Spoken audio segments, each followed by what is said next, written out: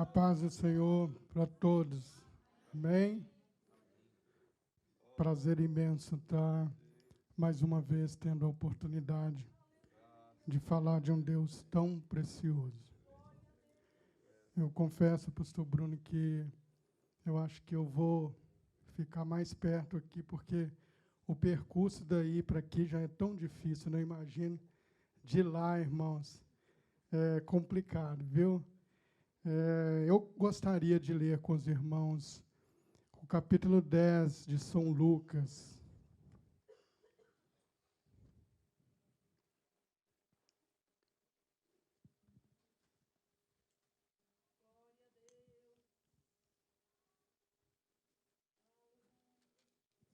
Capítulo 10 de São Lucas, a partir do versículo 25. A parábola do bom samaritano, bastante conhecida a todos. Glória a Jesus. Diz assim: Eis que se levantou um certo doutor da lei, tentando-o, dizendo: Mestre, que farei para herdar a vida eterna? E ele lhe disse: Que está escrito na lei? Como lês? E respondendo ele, disse: Amarás o Senhor teu Deus de todo o teu coração e de toda a tua alma e de todas as tuas forças e de todo o teu entendimento, e ao teu próximo como a ti mesmo. E disse-lhe: Respondestes bem, faze isto e viverás. E ele, porém, querendo justificar-se a si mesmo, disse a Jesus: E quem é o meu próximo?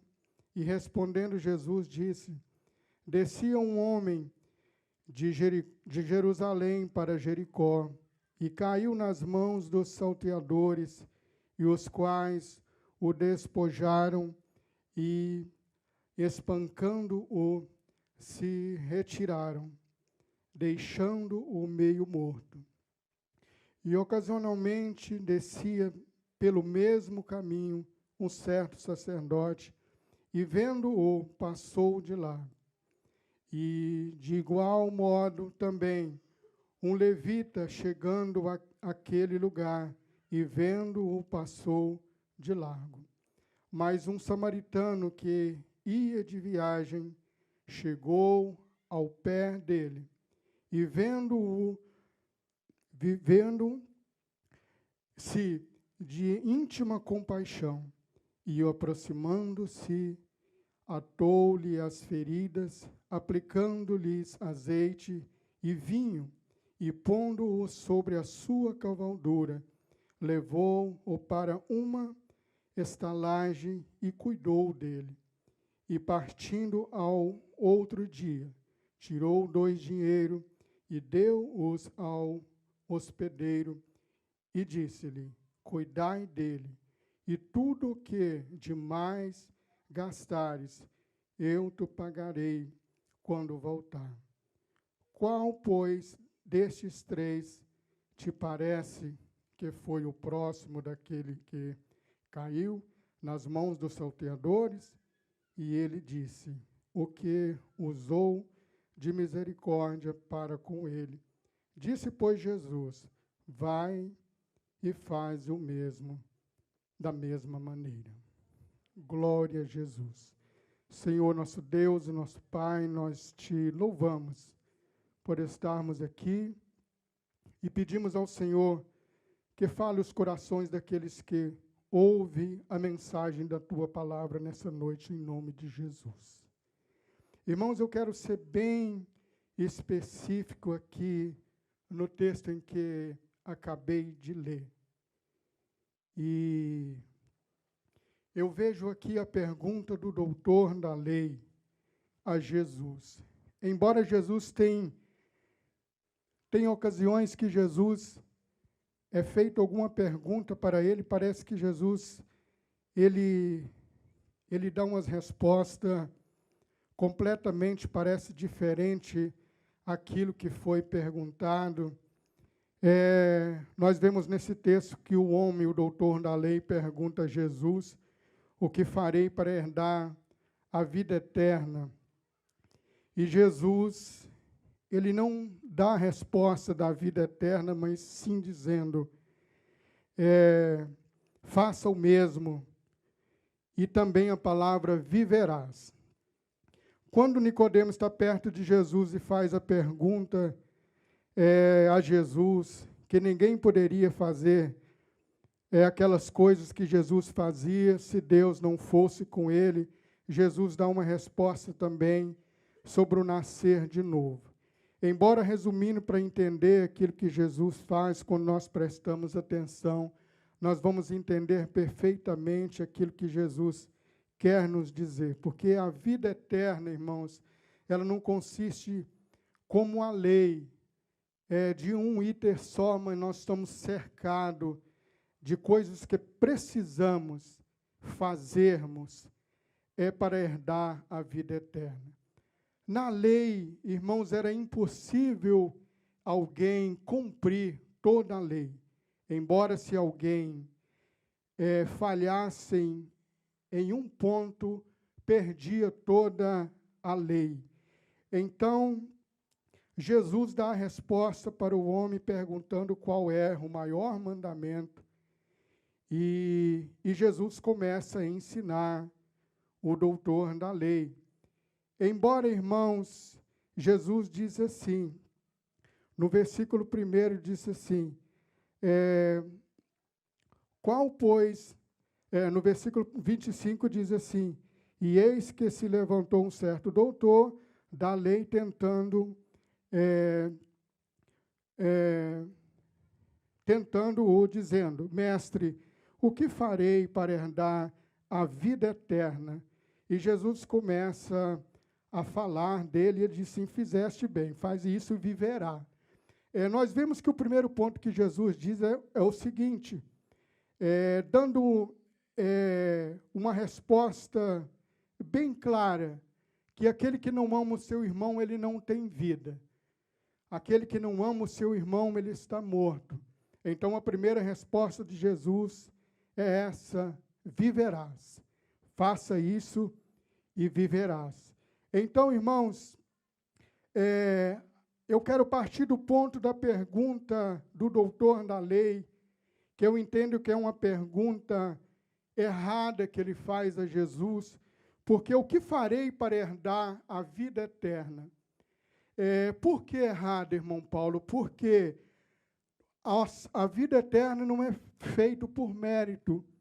Nenhum de nós, por aquilo que nós fazemos, ou por aquilo que doamos, ou por aquilo, por mais que o trabalhamos, por mais que o dedicamos, eu não posso alcançar a vida eterna pelos meus feitos, ou pelos meus méritos, ou pela bondade, ou pelo meu dinheiro, ou pelo meu nome, por aquilo que eu faço. Quando nós vemos no capítulo 3, quando Jesus fala, porque Deus amou o mundo de tal maneira que Ele deu o seu Filho unigênito, para todo aquele que nele crer não pereça, mas tenha a vida eterna.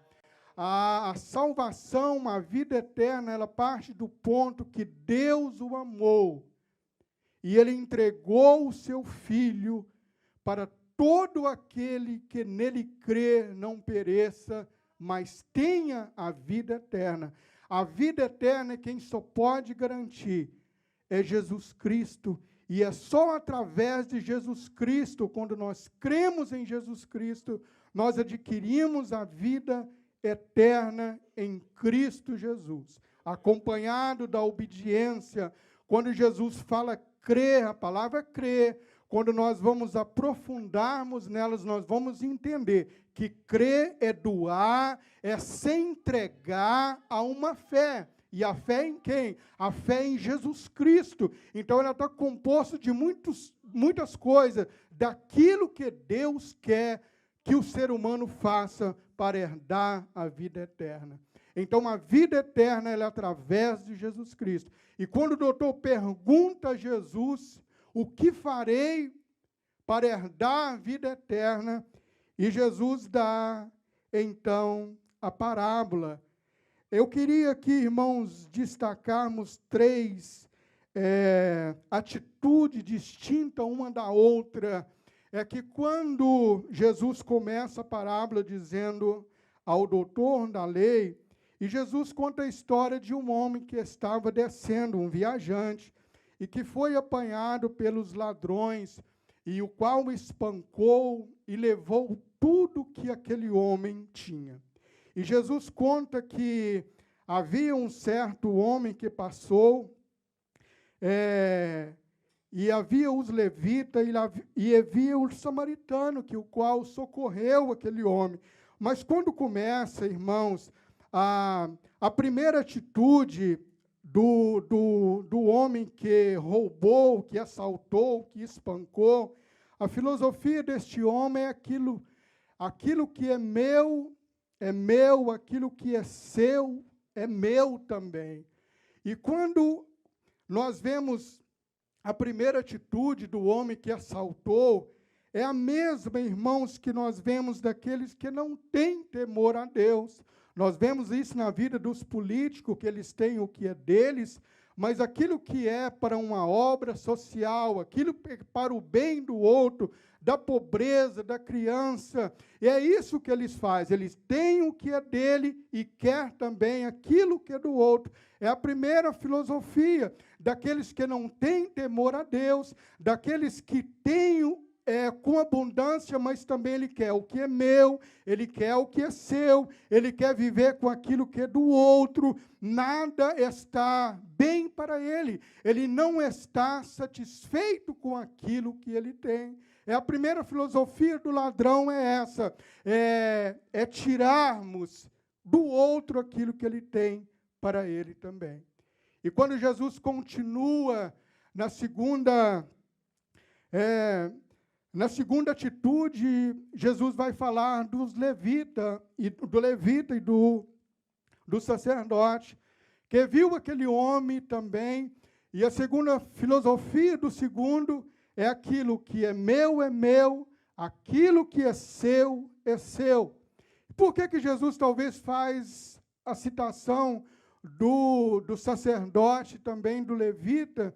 Porque são homens que Jesus achou para ensinar e para explicar o doutor da lei, que pessoas que vivem através da aparência, ou que seja, o que é meu, e o que é do outro, e acabou, cada qual vive com o que é seu, e ele não tem misericórdia, não tem bondade no seu coração, não se sente comovido com a situação do outro. Então, quando ele vem, ele vê aquele homem, talvez ele pensou, eu estou apressado, ou talvez eu vou me contaminar com esse homem, e também olhou e não deu nenhuma importância, ou que seja aquele crente que não tem temor, que não tem compaixão, não tem misericórdia, e muitas vezes não entendemos as coisas de Deus, porque o que Deus nos dá é para bênção, é para abençoar os demais, não é para reter. Quando eu retenho alguma coisa para mim, eu não entendo aquilo que Deus está fazendo em minha vida. Eu somente sou um canal nas mãos de Deus. E quando Deus nos abençoa, Ele abençoa com o intuito que nós compreendemos a bondade dEle, que de nós mesmos a gente não pode nada, a gente depende dEle para tudo. Tudo que nós temos é permissão de Deus. Se nós amanhecermos doentes amanhã, todos os nossos planos irão parar, porque nós precisamos da saúde para trabalhar. Se nós sofrermos um acidente, todo o nosso planejamento, aleluia, é tão distante, vão ficar nos ares, nós não vamos concluir. Nós somos dependentes de Deus para tudo nessa vida. Nós temos que entender, aleluia, servir a Deus com misericórdia, com bondade, entendendo que nós não temos de nós nada, nenhum recurso, a não ser as bênçãos do Senhor Jesus. Nós temos que entender e sairmos um pouco da aparência de cristão, do acomodismo, está tudo bem, e muitas vezes estamos com os olhos tapados e não consigo olhar nem para um lado, nem para o outro. O fato de ter levantado a mão falado, testemunhado de uma fé, ser cristão, estar na igreja, talvez nos dias de culto, e acharmos que só isso está bom. Jesus está de olho em nós, o nosso testemunho, o nosso coração, a nossa vida, como o pastor Bruno acabou de falar, a identidade de um cristão é o procedimento dele, é o caminhar dele adiante de Deus, que vai identificar como um cristão verdadeiro. Nós queremos muitas vezes as coisas só para nós. E está muito bom, nós não conseguimos enxergar nada.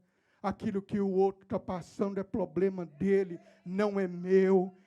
O que é meu é para mim, é para minha família, é para mais ninguém. Eu não entendi o sacrifício, porque Deus amou o mundo de tal maneira, aleluia, que Ele deu o seu único Filho para todo aquele que nele crê, não pereça, mas tenha a vida eterna.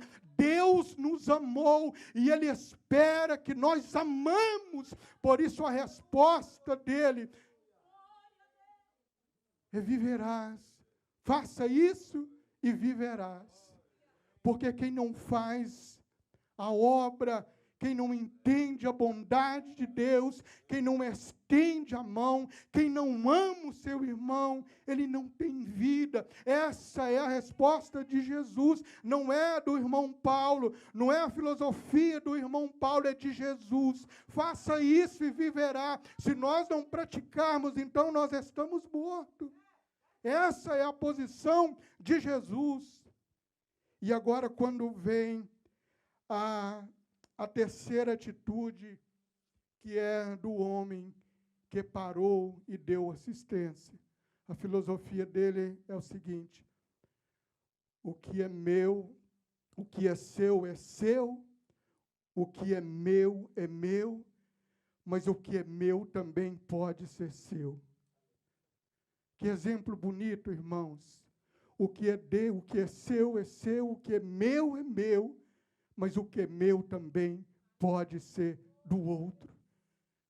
E foi aquele homem que deu assistência ao homem que foi assaltado e estava machucado. Ele estava de viagem, irmãos. Com certeza, naquela época, quem andava em um cavalo, em um animal, ele era tido como pessoa de boa situação. Talvez seria um homem de negócio e tinha muitas coisas para frente para ele realizar, muitas coisas para resolver, mas ele parou. Ele não olhou de longe, o texto disse que ele aproximou-se do homem que estava machucado, meio morto e meio vivo. Ele aproximou-se dele, tocou nele, curou as feridas dele, tomou o seu tempo dele, juntamente colocou em sua cavalgadura e foi para uma estalagem. Nós testemunhamos muitas vezes da fé em Cristo Jesus, mas não temos atitude de parar para atender alguém. Eu estava num determinado lugar, conversando com um rapaz no salão, e ele me dizia o seguinte: o que eu tenho mais falta do Brasil, do meu país, é o calor humano. Aqui todo mundo corre, aqui ninguém é capaz de parar um dia para socorrer alguém. Todo mundo está pensando no dinheiro. Se a gente precisar de um socorro, de levar para o hospital, talvez a gente pode morrer em casa, mas todo mundo está focado em ganhar. E eu pensei comigo: você está errado. Existe alguém que para por muito menos, para não só um dia, talvez para uma semana, é porque você está no lugar errado, com pessoas errado, mas existe pessoas que têm Cristo no coração e está disposto a atender, aleluia, e eu estou no meio desse povo nessa noite, que para, que atende, que não há hora da noite, sabe por quê? Porque entende que essa vida é passageira, daqui nós não levamos nada, aleluia, e nós temos testificar que somos cristãos em Cristo Jesus e deixar a marca, aleluia, que somos verdadeiros cristãos, aleluia, aleluia. Parar, aquele homem parou. Ele foi de pé até a estalagem, ele tirou o seu conforto, é como se fosse nos dias de hoje, o carro está cheio, mas o irmão está precisando, eu vou a pé, ele não tem condição de ir, mas que vai, que paga o hotel, que dá assistência, que paga tudo, e diz, não vai ficar só nisso, se precisar mais de alguma coisa, quando eu voltar, eu pagarei. Aleluia, é entender, aleluia, que nós não somos daqui, o que Deus nos deu é como fonte de bênção para aqueles que precisam. Irmãos, se nós não entendermos o propósito de Deus nas nossas vidas, nós levamos as coisas de forma errada e achamos que somos bons crentes, porque não entendemos o propósito de Deus em nossa vida. Mas quando nós passamos a entender que tudo que nós temos é Ele que dá, a fonte é ela, Ele nos deu para retermos, não. O que vale uma água empoçada, retida, ela não dá vida a ninguém, mas quando ela jorra, ela vai expandindo vida para quem está em volta, para quem está perto. É como o salmista diz no Salmo 1, é como uma árvore plantada junto ao ribeiro de água, cuja na estação própria ele dá os seus frutos. Aleluia, aleluia, Ele é bondoso para conosco, e muitas vezes nós podemos perder a nossa salvação, porque não entendemos o propósito de Deus. Tem coisa na nossa vida, tem situação na nossa vida, que é a chance de nós ser salvo. Como assim, irmão Paulo? Como tinha Lázaro e rico. O rico não entendeu que Lázaro era a fonte dele ser salvo. Como assim? É de mostrar a bondade. Ele tinha vinho bom, tinha roupas finas, tinha tudo que ele tinha, enquanto Lázaro estava padecendo à sua porta. E ele achou que tudo que ele tinha era só para ele, era só para o bem dele. Ele não entendeu que a salvação estava ali às suas portas. Lázaro não tinha dinheiro, mas ele tinha comunhão com Deus, aleluia. As chagas incomodavam, a fome incomodava, mas ele tinha uma esperança de encontrar com Deus, aleluia, porque ele cria, embora as suas dificuldades, ele tinha comunhão com Deus, ele tinha esperança em Deus, que em tudo isso ia passar, um dia ele ia encontrar com Deus. O que adianta ter tantas coisas, mas só para nós?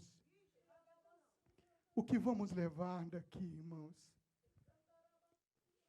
Louco, essa noite pedirei a tua alma e o que tem preparado, para quem será?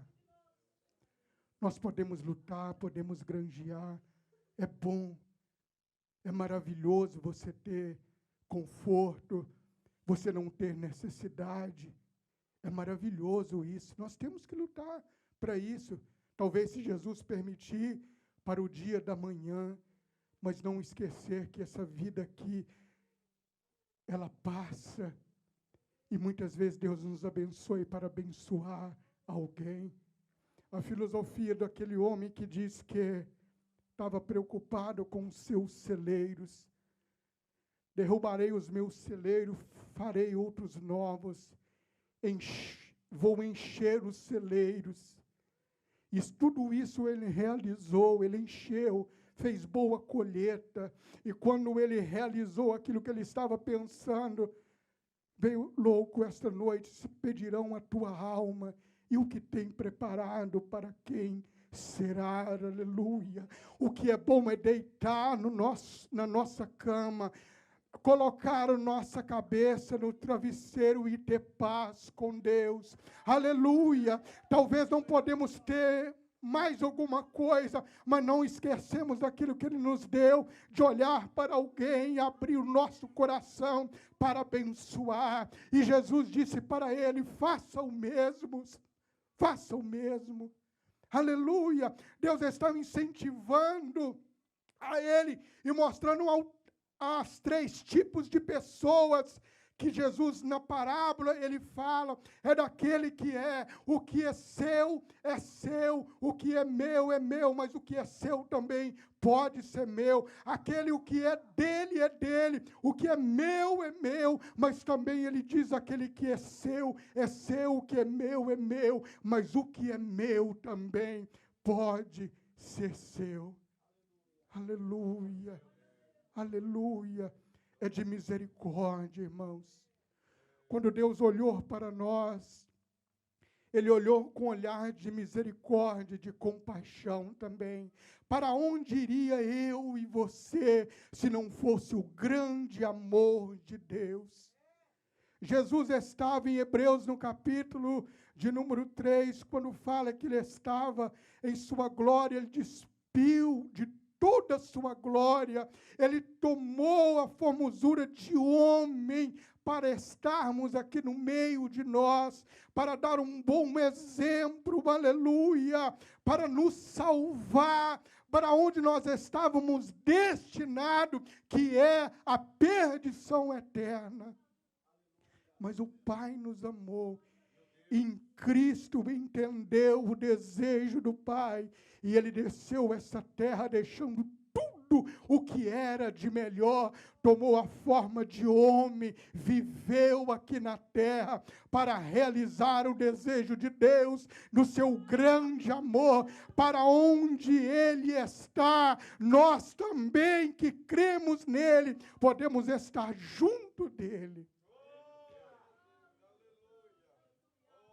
Eis que vamos prepararmos lugar, para onde eu estiver, estejais vós também. Aleluia, irmãos. Jesus dispôs do que era de melhor, a glória, o lugar à direita de Deus, do Pai, para cumprir um desejo, para salvar a mim e a você. E Jesus, nessa parábola, ele deixa que o exemplo de misericórdia. E quando ele fala do sacerdote e dos levitas, ele está falando de homens que está com uma função, que está representando naquela época o sacerdote e o levita, pessoas importantes no ministério. Pessoas importantes, mas que não tinham misericórdia, que não parava, que não entendia, que não tirava o seu pequeno tempo. Ele estava focado, talvez, no templo, nos seus afazeres, em manter uma aparência de um bom cristão, mas lá no fundo não tinha nada de misericórdia. Que isso não esteja no meu coração, que isso não tenha no seu coração, e que nós possamos, segundo a mensagem de Jesus, pararmos, tirar o nosso tempo para aqueles que precisam, ou doar aquilo que nós temos, que Deus nos abençoou. Quando houver oportunidade, não pense 2 vezes. A vida aqui é tão passageira, irmãos. É tão passageira. E nós não vamos levar nada daquilo que nós granjeamos. É o nosso dever de trabalharmos, buscarmos alguma coisa melhor para os nossos filhos, para a minha família, para o conforto, mas não esquecer também que Deus nos abençoa também para nós abençoarmos aqueles que precisam. E desse fato nós vamos mostrar que temos a compaixão e que temos sentimento da parte de Deus em nossa vida, que é muito fácil, irmão, manter uma postura de um cristão e não fazer alguma coisa para aqueles que precisam.